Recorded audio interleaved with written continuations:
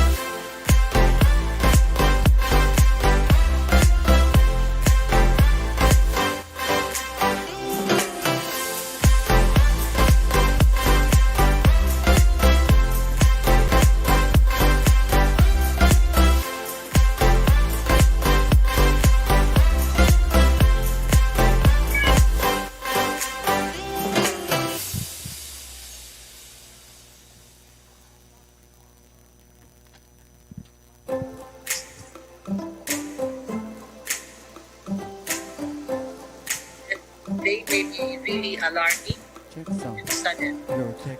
So, such as the recent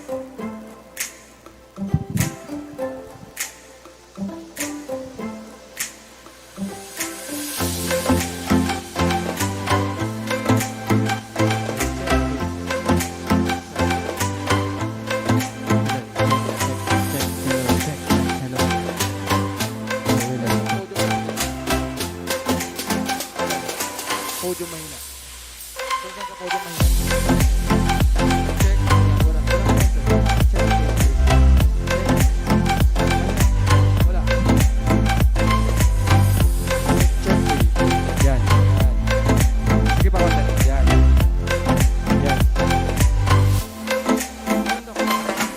Sa podium. Hello. Check. Check.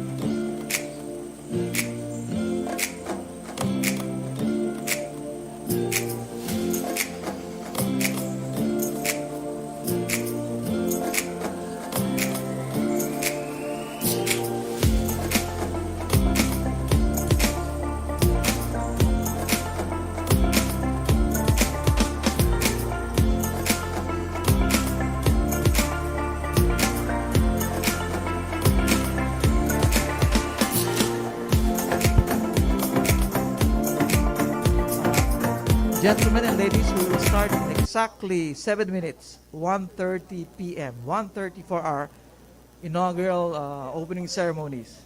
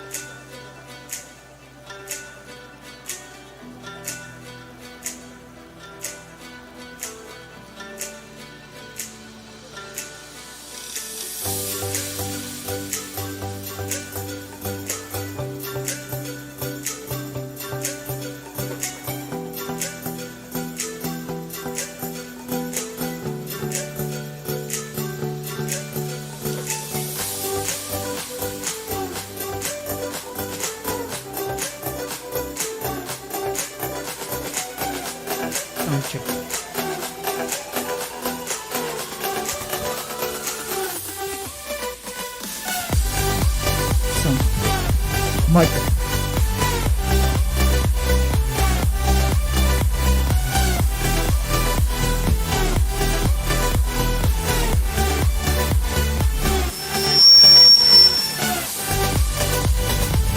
Ladies and gentlemen, good afternoon. Today, we will celebrate the inaugural opening of the 130th anniversary of CGHMC. Together with me is my beautiful host, co-host, Dr. Zenny Malilay. Dr. Malilay, as promised, it's 1:30 in the afternoon already for our 130th anniversary. Dr. Malilay. Separate kami kasi social distancing. Yeah. Take it away, Zenny. Good afternoon, ladies and gentlemen. Welcome to the inaugural ceremonies for the 130th anniversary of the Chinese General Hospital and Medical Center. We are celebrating 130 years of excellent service and compassionate care provided by the hospital since 1891. This program is also available via live stream on Facebook, Zoom, and the official CGHMC channels. We are your hosts for this afternoon. I'm yours truly, Dr. Zenny Malilay, and with me is the overall chair of the anniversary celebration, Dr. Juliano Nonoy Panganiban. Let's start the program with a commemorative prayer. This prayer is actually especially prepared by our hospital chaplain, the Reverend Father Arnel R. Espinilla, to celebrate our anniversary. Please rise and remain standing for the Philippine National Anthem that follows.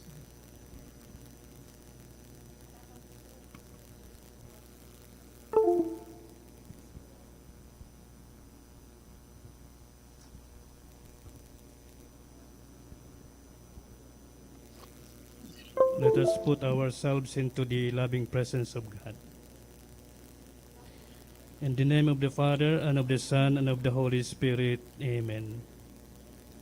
Almighty and gracious God, as we celebrate this year the 130th anniversary of the Chinese General Hospital and Medical Center, we praise and thank you for those who have founded this medical institution and for those who have given Okay na yun sa their expertise to be of service to the public. Okay na yun sa YouTube, sa We Zoom, rejoice tsaka in the sa present administration, Facebook, no? the medical professionals, the staff, and the employees of this venerable institution, and we ask you that you continuously bless and guide them to be responsive to the demands of the health care needs of the people.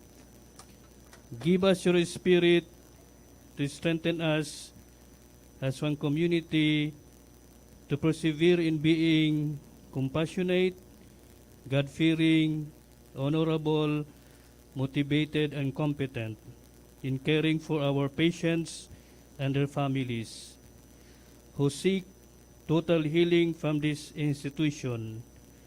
Grant all this, loving and compassionate God, in the name of Jesus the Lord. Amen. In the name of the Father, the Son, the Holy Spirit. Amen.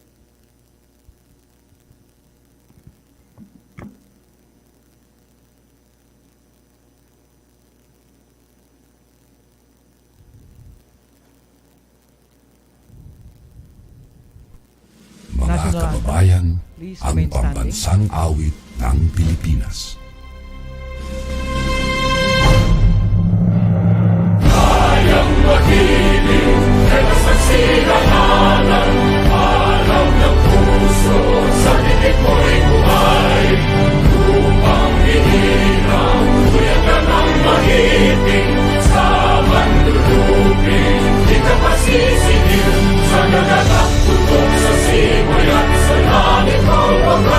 Ay hinatang tuglaw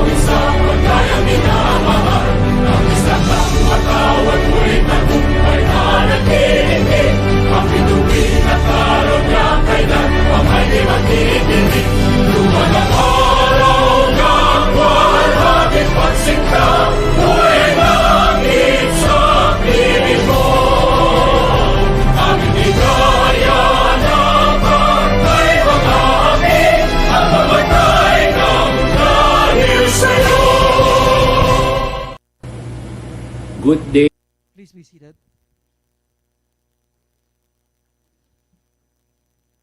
Now,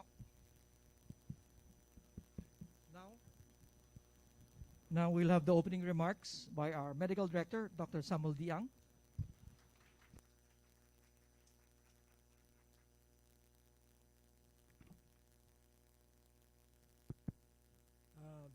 Chairman Emeritus Dr. Goyo Pin, Chairman Board Antonio Tan, my COO, my boss, Kelly Sia, Director Robert Yang, Director Juanito Ang, and ladies and gentlemen, co-doctors, welcome everybody to today's celebration of the 130 years of Chinese General Hospital Foundation. This is an auspicious day for all of us, and we look forward to a full year of continuing celebration as we embark on a continuing journey for the next 130 years. So with this, I'd like to open our inaugural ceremony open. Thank you, Dr. Ang.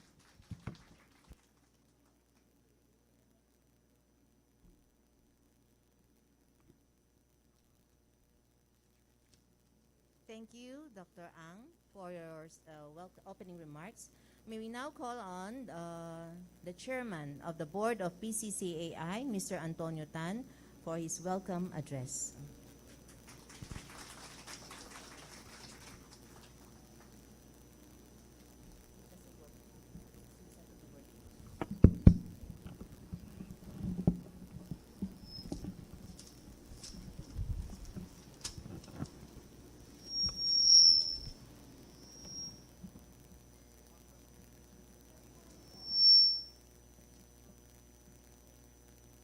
Good afternoon to everybody. Let me start with a special greetings, Dr. James Lee, Mr. Kerry Xia, Dr. Benito Goyoping, Dr. Samuel Ang, Dr. Juliano Pangliman, the distinguished guests gathered here, and to everyone else involved in organizing this wonderful and notable event. It is an honor and a privilege to be here with you now to celebrate the 130th anniversary of Chinese General Hospital and Medical Center. From its humble beginnings, the institution has certainly come a long, long way. And I am happy to see CGHMC has remained at the forefront of medical institutions nationwide. Although we are still reeling from the effects of the ongoing pandemic, I am optimistic that the current CGHMC leadership will drive us forward and guarantee the viability of our hospital for the next generation. I am likewise eager in looking forward to more contribution from our hospital employees who routinely go above and beyond to ensure those seeking medical treatment are well taken of. To all of us, congratulations. We are truly blessed to witness such an occasion, and I wish you all the best. Happy 130th anniversary, and God bless us. Thank you very much.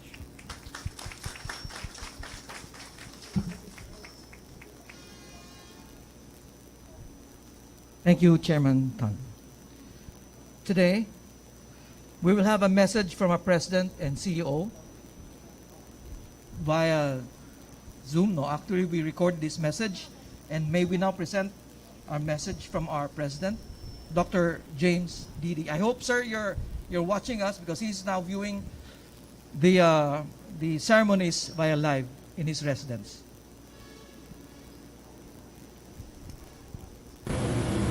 Good day.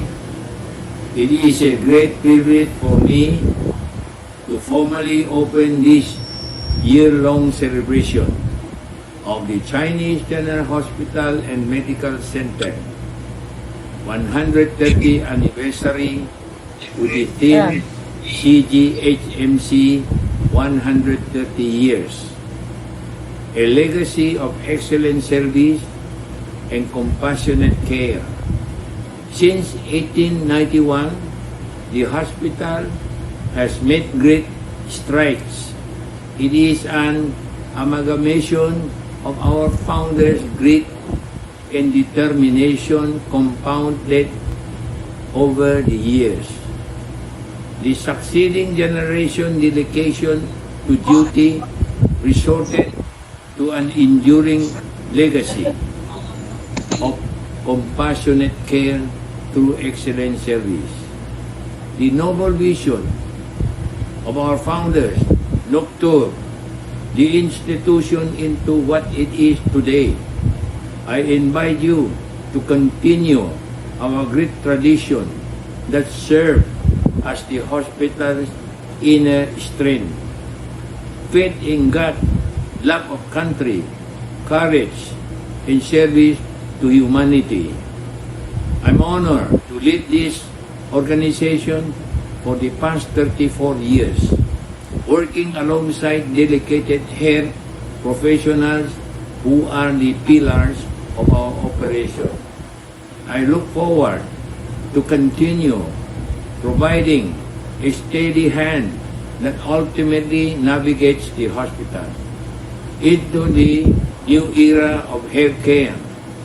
Let us meet oncoming challenges along the way with brighter enthusiasm for the future and bigger plans for a better tomorrow for everyone. With your continuous commitment to our core values of excellence, compassion, and charity, we can look forward to another challenging and successful century. Again, on behalf of the Philippine Chinese Charitable Association Incorporated, owner and operator of the Chinese General Hospital and Medical Center, congratulations to all of us and cheers for more glorious years to come. Mabuhay tayong lahat.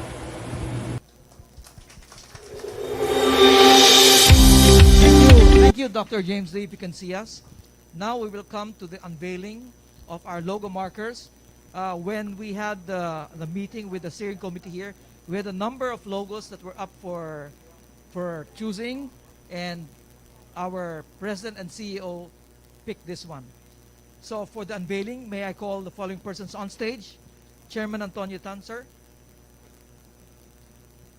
Chairman of the Hospital Executive Committee, Dr. Goyek Pin on the other side. Sir, I'd like to call on stage Sir, Mr. Kelly Sia. Please on this side. You can take it out. Yan, tagal. Yan. And Dr. Samyang on the other side, please.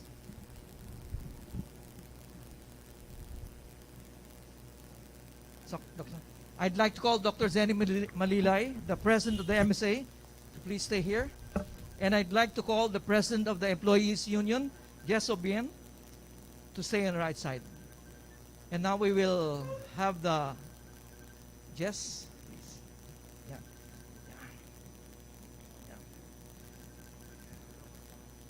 Mr. Robert Yang, please, here. And Mr. Antonio Juanito Ang on the other side. Can we have the drum roll? Ready? Yeah, you can hold it.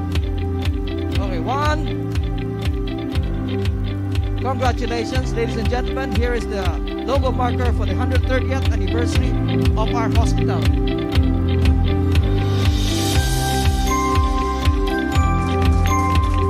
Congratulations.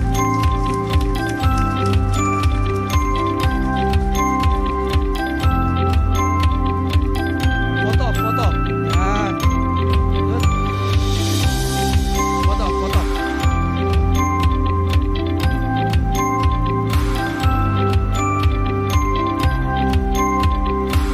Thank you very much, gentlemen.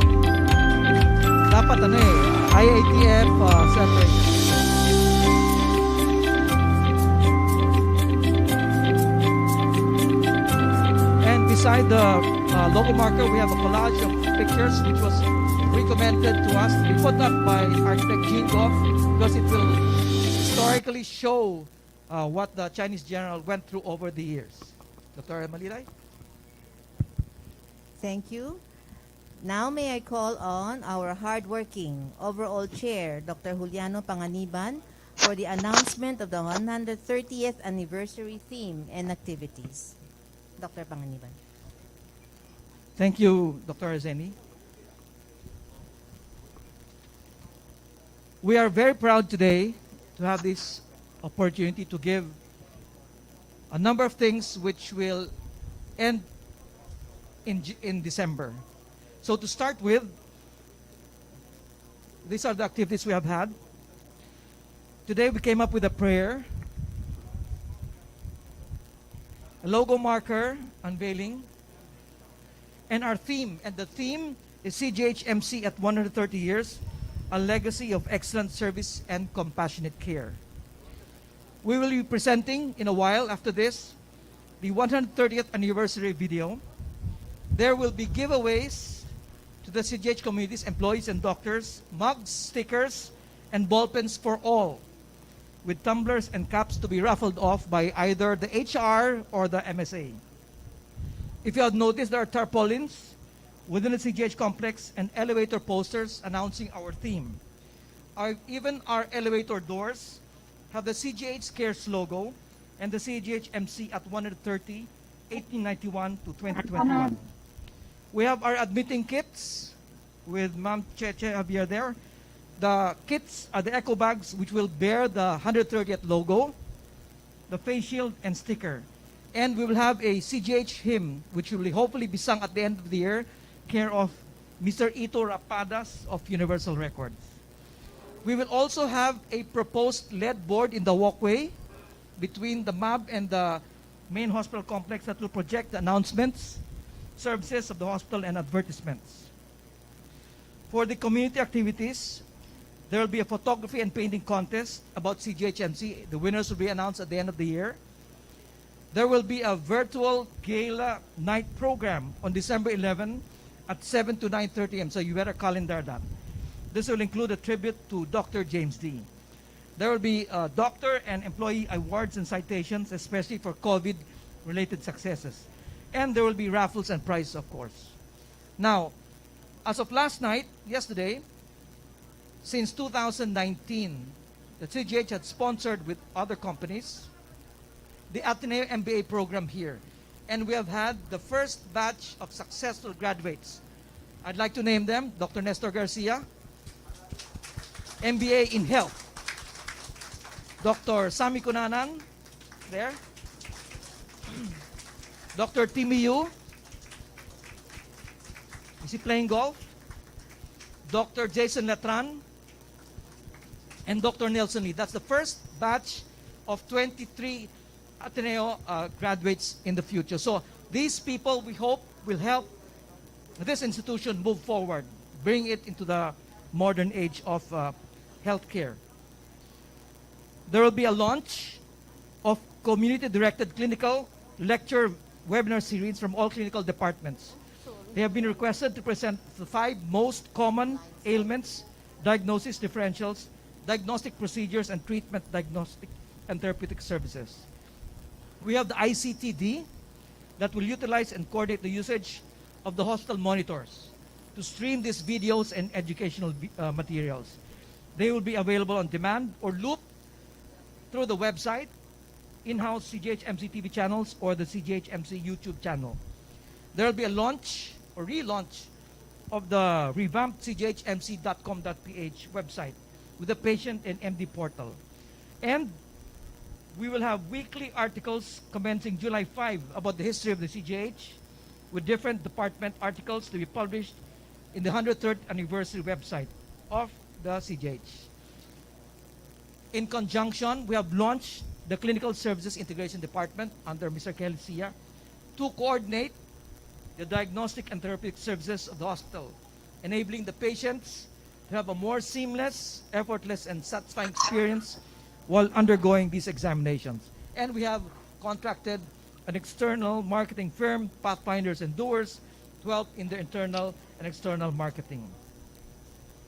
We will have a proposed patient reward program to encourage patients to patronize our services. The patients will have virtual IDs, permanent pins, and points that will not expire. And these rules are being formalized. And then we'll have also the finalization of the benefits of the MDs and projected MD rewards program. And before I forget, I'd like to thank the steering committee members. Dr. Louis Tan is here.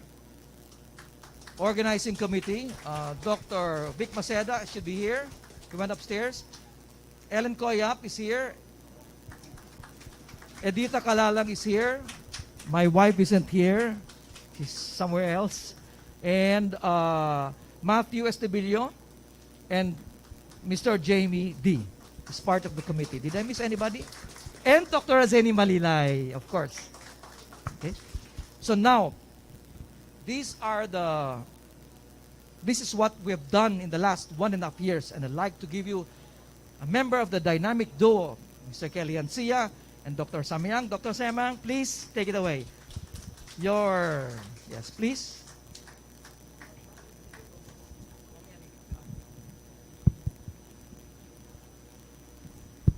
Stand here na lang, no?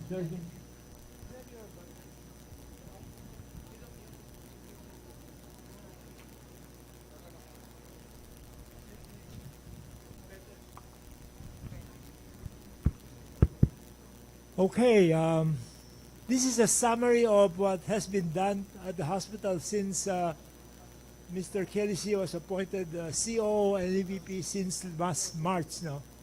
The first one? Okay, I'd like to acknowledge, can you go back? Go back. Of course, our president, our dearly beloved president, James D., who is, in spite of his absence here, has inspired all of us to work for this hospital. Of course, with the cooperation, I call them the Holy Trinity.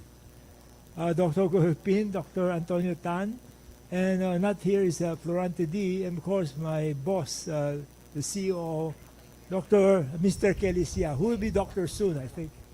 Next one. Okay, next. The first, no, go back to the next one.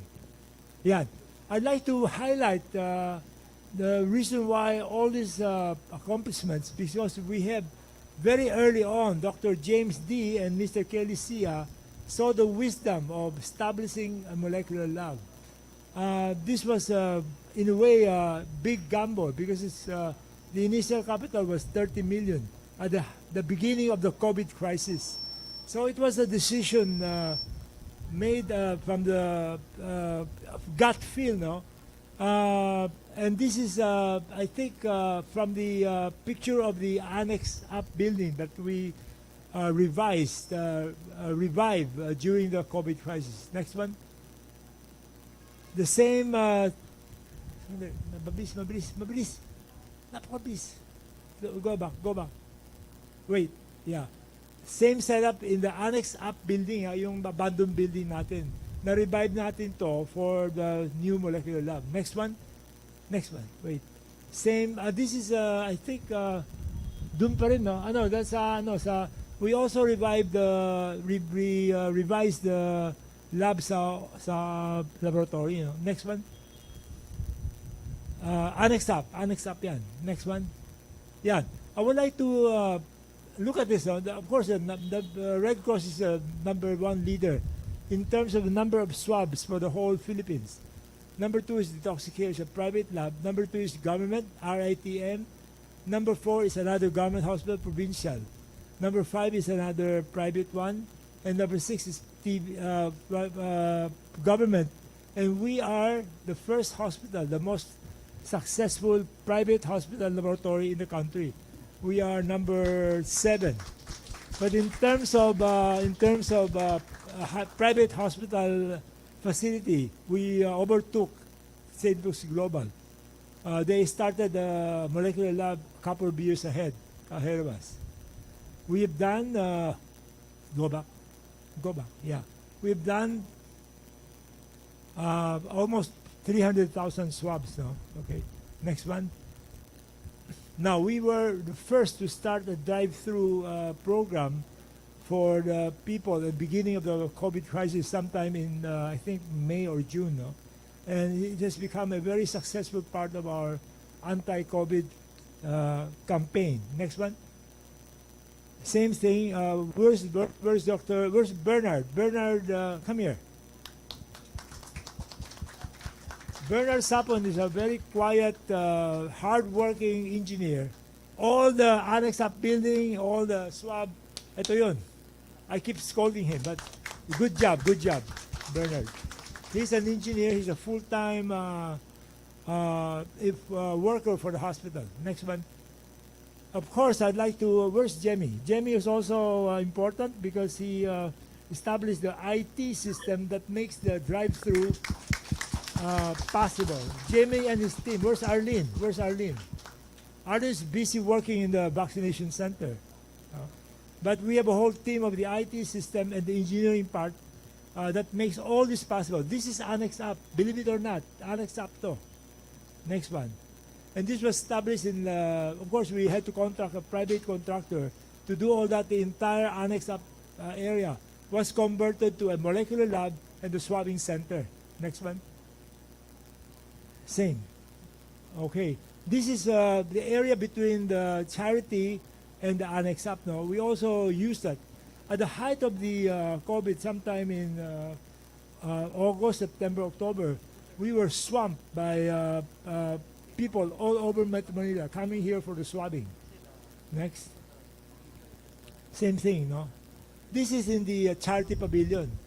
The old for those who've done a residency here, this area was the area where they kept the record, no. So Bernard and his team took care of this. Where's Mikay? Is Mikay here? Michelle Sapon. This is also one of the unsung heroes of our department. Is Mikay there? Come. These people cannot be, they are a very important part of our organization. And Michelle Sapon, she's in charge of the, what do you call it, your department? Housekeeping. Yeah, pero without them, no, wala to. All the lights here, ito sa kanya, sa kay Bernard. Michelle and Bernard Sapon. No? Next one.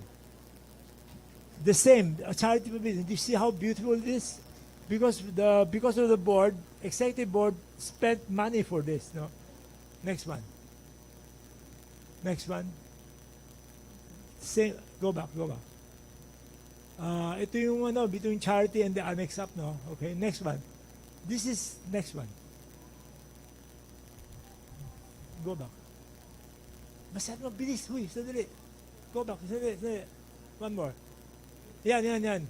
This is only medyo hindi maganda pa, no. Our ER triads. Right now we converted in I think 10 days kay Bernard, no, converted the annex down to the ER triads. And that has been a source of discomfort for a lot of patients. But we had no choice. At that time we were swamped by COVID cases. And we have to fix this. But right now I'll show you later. We are now in the middle of reconstruction of our emergency room. Next one. Now, some time ago in, I think September, no, October, Mr. Kelicia decided now you'll spend money on negative pressure operating room. Because before the COVID, we had no negative pressure. So with his help and with his cheque, we were able to convert 3 operating rooms and 1 OB delivery room to a negative pressure. So we are now ready. We've been doing this for our COVID patients. And this was done in 3 months. Next one. Same thing, yeah. Next one. This is, again, the Architects Association of the Philippines under Jean Go. Can you stand? Come here, Jean. Come here. Jean Go is an architect. He's actually a cousin of Timothy D. And I think I was talking to Jean before when he donated under the auspices of the United. There was another Sir, UNO was the High School Alumni Association was instrumental. We just did the plans. They donated this big tent sometime in October, I think, or earlier. Earlier, no? At that time, the COVID was still very rampant, no? And we are already running out of rooms. So Jean set up this beautiful tent in, 2 weeks? Mabilis eh, with aircon and all that, no? And now we are using that for our OB and pedi outpatient. And Jingo happened to volunteer to help us beautify this old building. And we appreciate, for a fee that's almost charity. And Jean, his father, did the emergency room sa atin. And he was born here. He grew up here, all the pediatrician, all nurse. So may puso sa Chinese eh. And we really appreciate that. Architect Jean Go. Next one. This is the inside of the tent that donated by Jean Go, no? So, kompleto yan. Walang gastos sa hospital. Next one. Now, remember the annex down? For those of you who do not go to the COVID, no?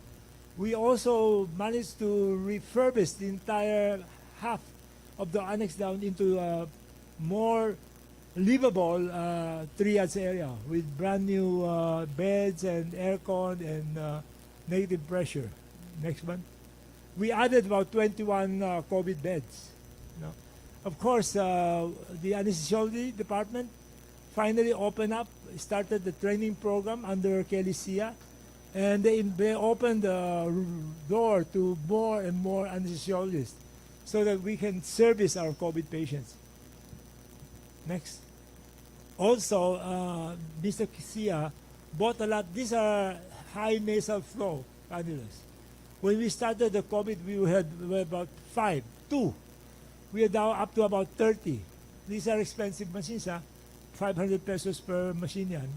And also, we bought some glide scope to all deal with COVID. We were swamped. We were getting about 150, up to 150 admissions from our initial capacity of 20 beds. You know. So we ramped up the COVID capacity. Next one. Also bought PAPR. This is a self-contained parang scuba gear, no? So with machine, one machine costs about 25,000. I think Kelly bought about 30 to be used by the ER. I have one, and most of the patients, most of the doctors in the operating room and OB also use this PAPR. Next one. We also renovated the entire CCU to become the COVID ICU center, no? In about 1 month. 1 month. So, kung kayo na hindi makapasok sa COVID, brand new tong CCU natin. We call it CCU pa rin, but they actually dedicated to COVID care. Bago ito lahat. Next one. New beds, everything. This is a new CCU. Of course, we are hoping that in about 10 years, we can go back to COVID-free. For right now, we're still using for COVID ICU. We also, for those of you who do not know, we hire very expensive personnel to help man. Dr. Wilson Tandy Guzman had problem retaining residents, no? So we together with Dr. Tan and Mr. Sia and myself, we were able to entice diplomates of medicine to become hospitalists. And it's costing the hospital a bundle every month, every day. But because of that, I think because we employ a lot of hospitalists to help our very efficient infectious disease doctors, our mortality rate has been kept to a minimum. And we have a lot of satisfied patients going home. Next one. Okay, next.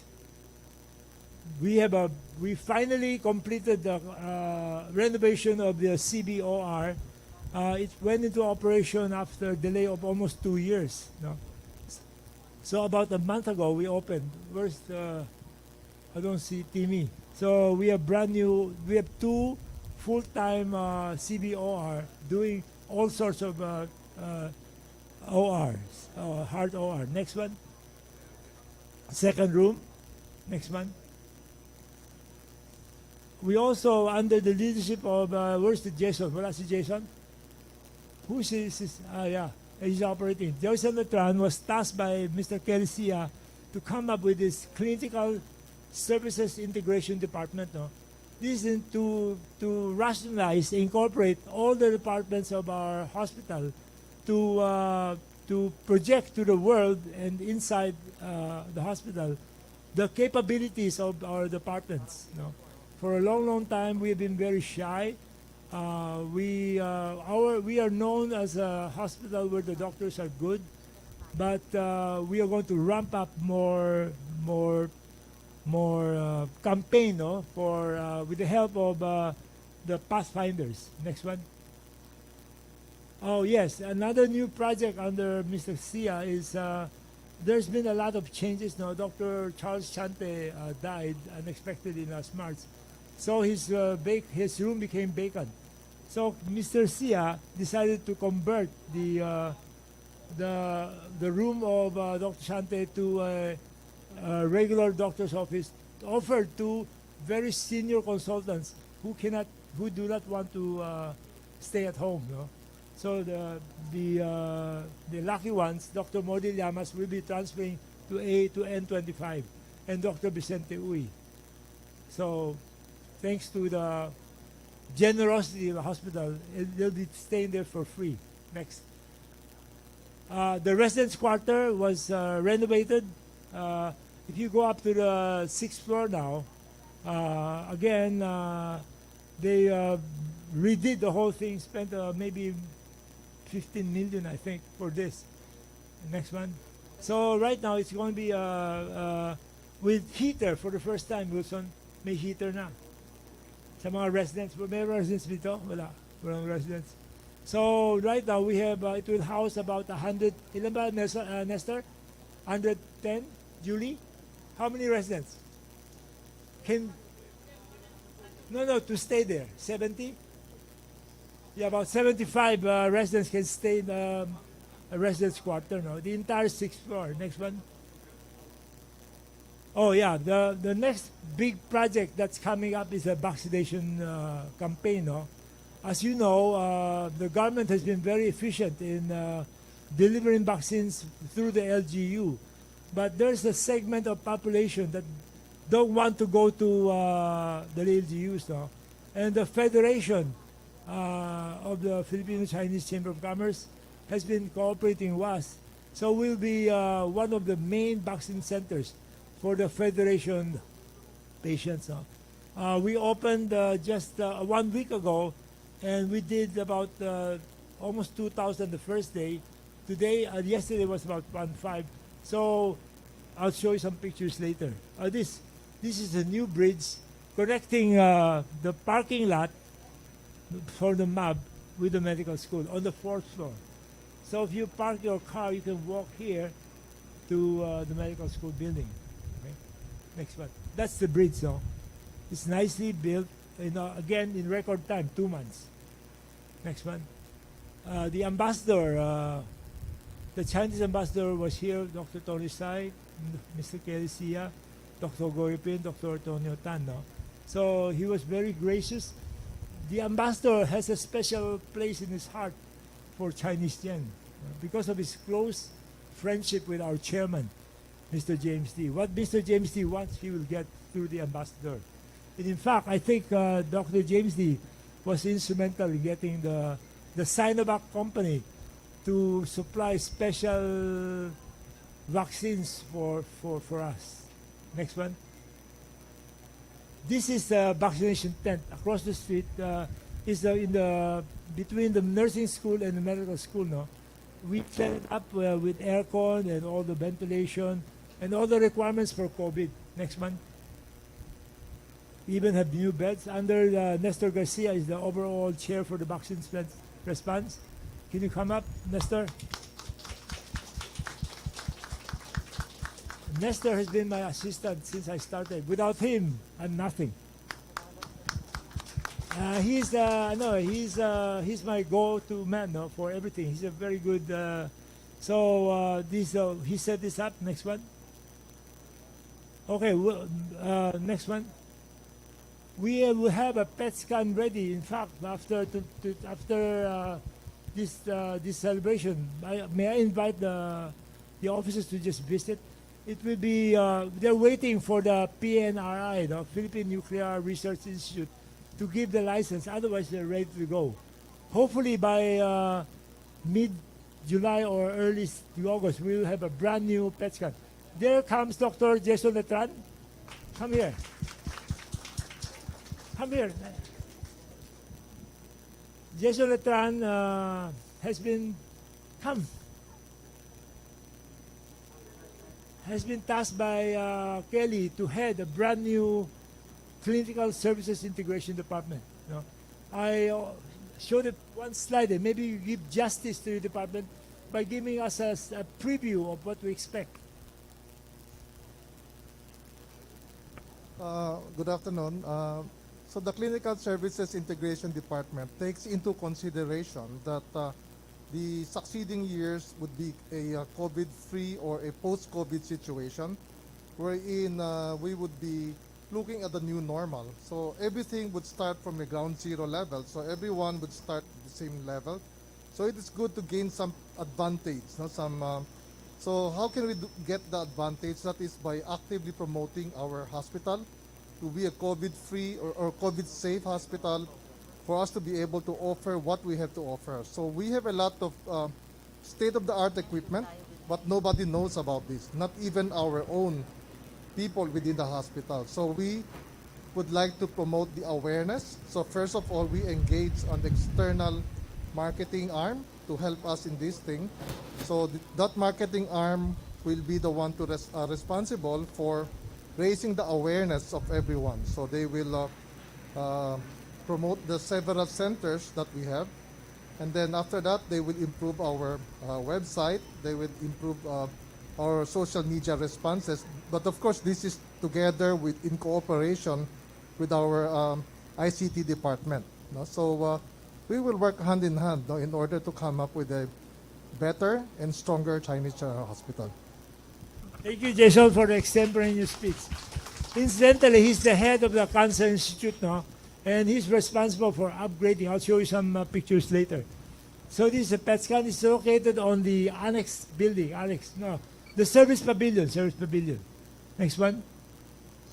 A brand new cardiac cath unit hopefully will be up and running in 2 weeks' time. Finally, you said 8 months ba birthing? 18 months. Finally, we have our own cardiac cath unit in about 2 weeks now. Brand new. Next one. That's inside. Inside. Looking into the future. Next one. Cancer Congress under the auspices of the Institute of Cancer with Jason Letran. He has organized an international meeting, August 26, 28. We invite all of you to join this. He's invited speakers from Australia, US, to talk about cancer. Of course, the ulterior motive is to bring attention to Chinese, that we are now a full-fledged cancer center. Next one. Now, 3A, Dr. Patricia Tan is here. The Doctora has been asking for the renovation for forever. Finally, with the help of Jean Go and William Go, the contractor, this will be the future, the looks of 3A when it's done in about 2.5 months. Next one. This is the interior of the 3A room now. Next one. Right now, I said earlier that we are the only stain on the perception of Chinese is our ER triage now. And Kelly has been very adamant. Kasi yan ang unang makita ng pasyente, ER. So we'll make this a world-class ER. The entire ER department, the entire first floor of that building will be converted to ER. No? If plans will work out, we might have a CT scan there, no, for the ER lang, para wala nang disturbo sa main CT scan. That's the perspective of the nursing station. Next one. ER. Ito yung magiging triage natin. ER triage. Next. Yan ang magiging tsura ng ER triage natin, no? For the COVID, para hindi mapahiya si Cheche. Cheche is also very helpful in all this time. Cheche, if we need, I usually call Cheche for everything, no? Next. Now, this is, it's going to be the gem of the Department of Cancer Institute, no? Jason has been bugging me for many years to convert the MRI building to a cancer. Finally, this unit will be located on the second floor where we used to have the conference room. No, it's now undergoing renovation, and by the time it opens in about a month's time, we'll have a brand new entire floor dedicated to chemotherapy. Next one, here. Can you go back? This is the, ayan. Ito yung window sa conference room natin, conference room.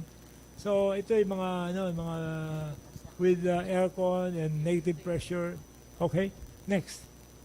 Ito yung tsura ng on-call unit pag matapos na. Tsura. That's the shape, no? Next one.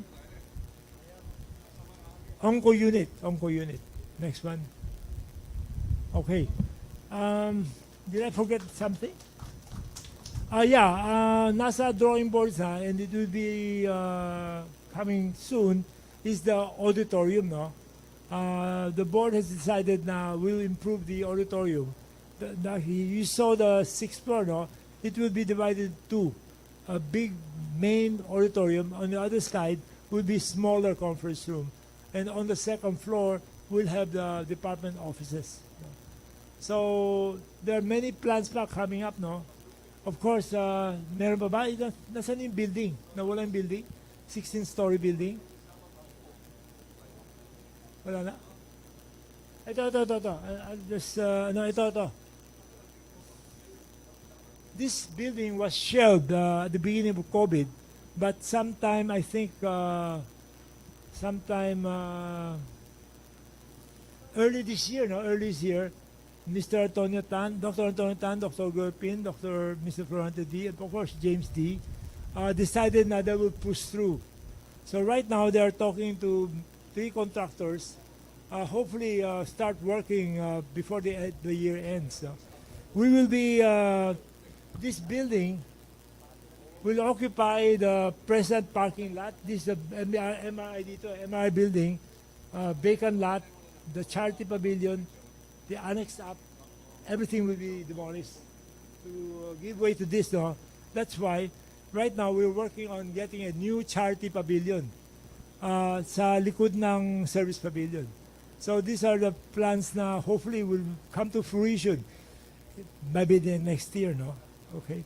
I think that's about it. Mr. Kelly, you want to say something ba? Thank you very much, Dr. Samyang. Let's give them a big hand for Dr. Samyang and the PCCAI board. Thank you very much, gentlemen. Now we will.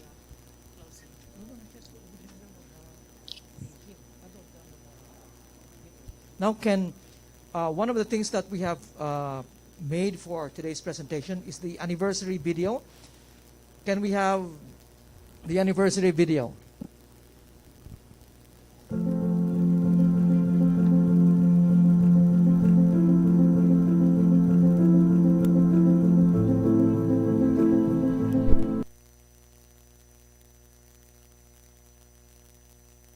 Outstanding. You know, the Chinese General Hospital started out as a herbal house 130 years ago. It's organized by that time the Chinese community. But in 1911, when Dr.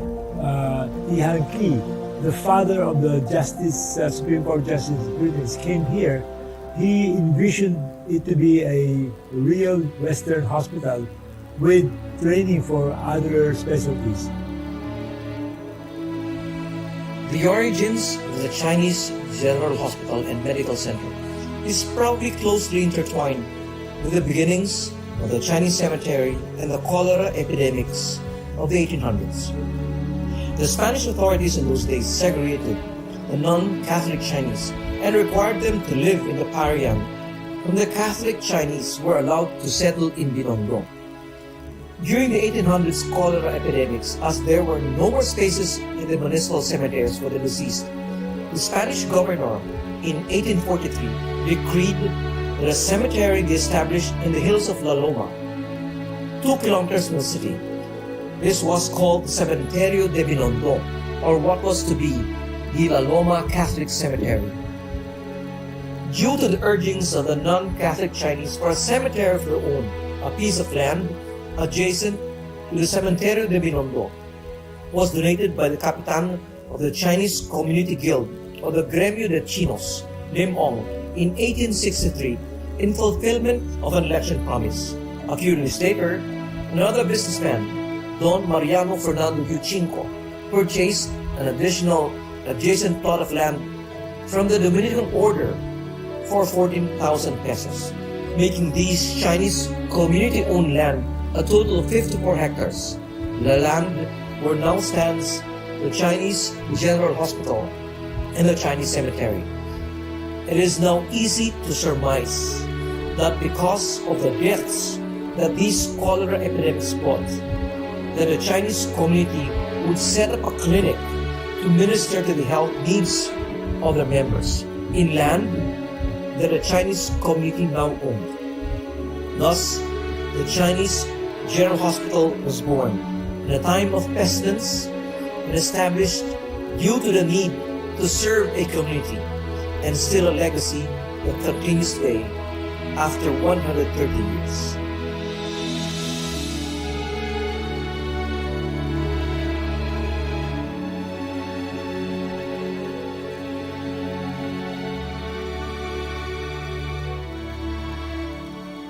I was born in 1964 here. I'm the fourth of 9 children.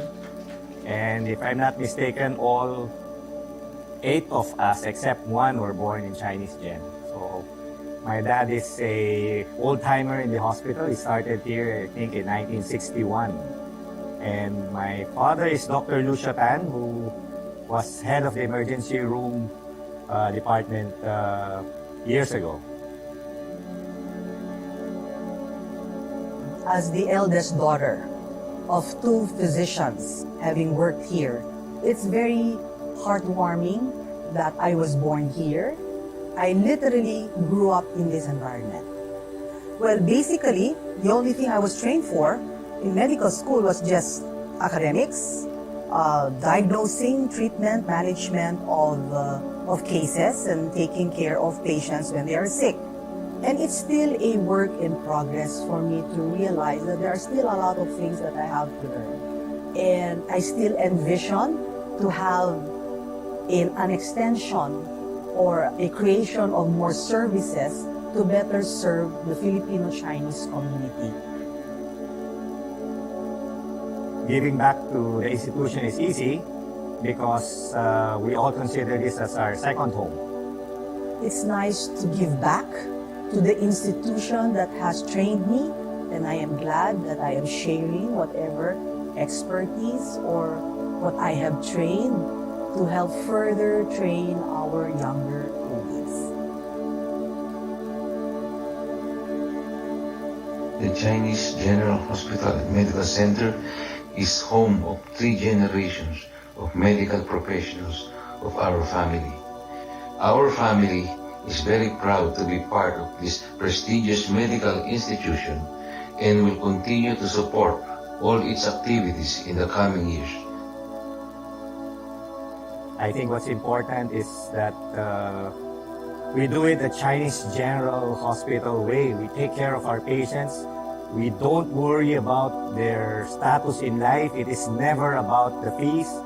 It is always about taking care of them and making sure we prolong both quality and quantity of life. No less than Dr. James D. He said, is the Medical Staff Association so important? I said, yes, it's very important. It should provide a venue for doctors to know what they want for this hospital. After that, he gave us a good chance to open the formation of the MSA, we call it, Medical Staff Association. That was the time that Pinatubo ruptured also. So when Pinatubo ruptured, I thought this is a good time for the doctors to show their skill and their compassions too. And we rented 2 big buses. One of them is for the doctors and the dentists too. And another one is to buy medications, food supplies, blankets, mosquito nets, everything. And we started going there. At that point, we wanted to congregate just using the name of Chinese General Medical Center. With the formation of the MSA, initiated by Dr. Carlos Lu, it was really a good chance for us to be together in our effort to cooperate with the administration of the Chinese General Hospital to improve our patients' care, to improve our association with the community, and as a whole, to the nation that we serve. Dr. Tiangki established the nursing school 1921, the first nursing school. No? And as a medical director now, I see myself as a part of the continuum of the mission started by Tiangki to continue as a training centers for future healthcare workers, specifically physicians, nurses, medtech, radtech, every specialty. We are a non-stock, non-profit organization, and we should focus on that. All the monies earned by the hospital should go back, should plow back to the hospital. Number one, to improve our patient services. And number two, more specifically, more importantly, to help our less fortunate countrymen, both Chinese Filipino and Filipino. And together with that, we are going to expand our training programs in all aspects of medicine, like medical oncology, surgical oncology, radiation oncology, pain management, and other specialties. As I see it, the major factor that most hospitals have always faced is financial. A good working relation with field health will be a major advantage. Chinese General Hospital and Medical Center has been fortunate to have a very supportive and understanding board and a president and CEO who provide the needed logistics for the infrastructures, equipments, and facilities to stay at pace or even ahead of the other progressive hospitals. There's a lot to be thankful for because the administration has been very positive in their efforts to improve not only the infrastructure, new buildings, but in the form of equipments that will provide our physicians, our consultants, the chance to use them for the diagnostic and therapeutic needs of our patients.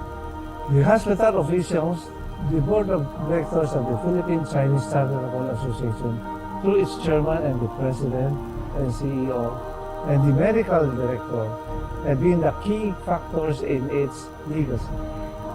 Leaders like Dr. Tiangki, Dr. Nugla, Dr. Vicente Dizon Sr., Dr. James D., Dr. Dilito Golpin, and currently Mr. Kelly here.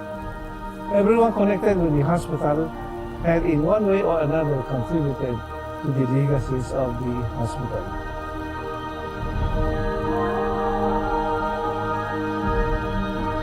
In March 1996, with the vision and support of Dr. James D., we formally inaugurated the CGH Heart Institute, and a milestone was erected.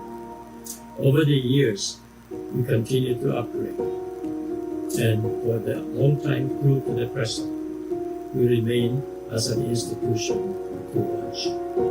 The foremost challenge today is to stay ahead and remain competitive with the 52 other hospitals that have heart programs in the Philippines today. We are also paying tribute to our doctors, nurses, medical staff, and workers for their valuable contribution and unwavering support in this institution in continue providing quality medical care for our patients. The Philippine Chinese Charitable Association, the owner and operator of CGHMC, is truly grateful for your service. We are very proud of what we have achieved for the past 130 years.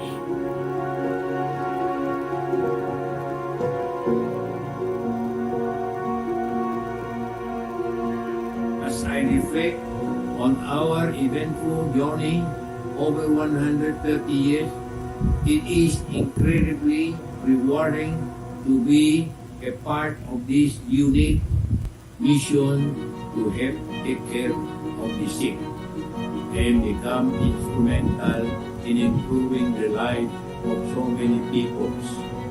It gives me hope for our future. I wish that our journey serves an inspiration for future generations to work harder together for another century of meaningful service in building a healthy community.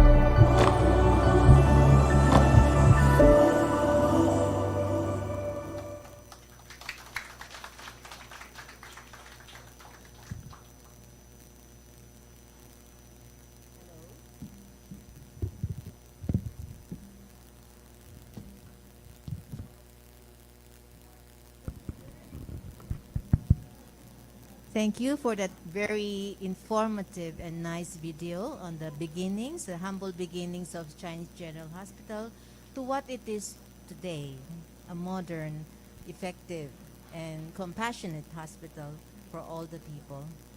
For our closing remarks, may we call on the Honorable Sir Kelly Sia, Executive Vice President and Chief Operating Officer of the Chinese General Hospital and Medical Center. Dr. Sia.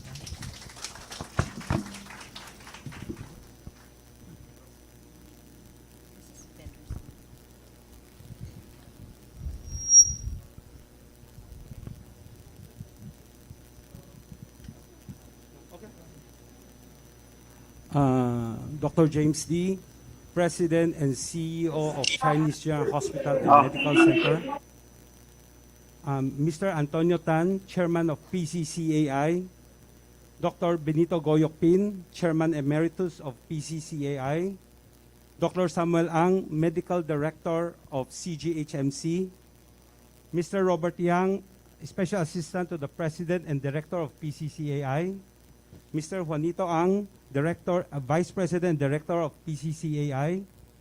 Distinguished guests, ladies and gentlemen, a pleasant good afternoon to all of you. First of all, I want to thank everyone present here today on this very significant and momentous occasion. I also want to thank and congratulate Dr. Juliano Panginiban for heading our Anniversary Steering Committee and its activities. Much obliged to your tireless effort. It truly has been a wonderful, memorable 130 years for the Chinese Hospital and Medical Center, and it gives me great pride to acknowledge everyone, past and present, who have given their best for the continued success of our institution. Today is indeed a celebration of tradition and innovation. Tradition in the sense that we have carried on with our storied past of great service to the Filipino and Chinese-Filipino communities, and innovation wherein we have brought forth new and exciting programs and ideas in healthcare. I know these are challenging times. The COVID-19 pandemic still poses more obstacles for us to overcome. Yet through it all, we have remained diligent and steadfast in our commitment for making sure CGH remains at the top in terms of medical care.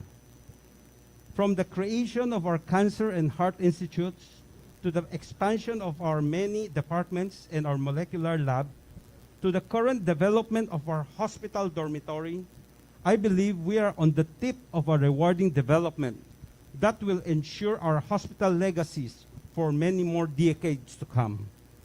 In particular, I further want to highlight the improvements and innovations we have done for a PET scan and CAT laboratory with its state-of-the-art diagnostic imaging equipment. These are just fragments of what's about to come. Most of all, the Dr. James D. Garden Suite, a 14-story landmark that I'm so excited and will treasure forever. The garden suites are now in major preparation and scheduled on to be built later on this year. What an anniversary to behold indeed. And yet, above it all, I believe we can still do better. We can still go further, and I know we will. Like what Chairman Antonio Tan said, we always have. If today's logo unveiling and anniversary marker is of any guide, there's so much more for us to look forward to in the future. As the rest of the year unfolds, we shall see more and more of what brings out the best in CGH. Once more, this is only the beginning, ladies and gentlemen, and I cannot wait to take the next step of our journey with you.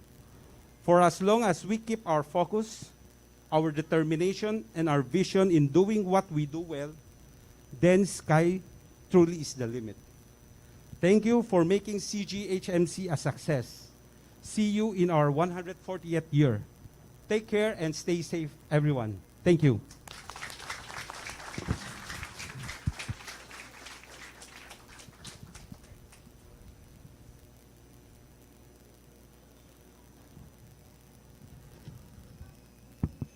Thank you, everyone, for your attendance and kind indulgence.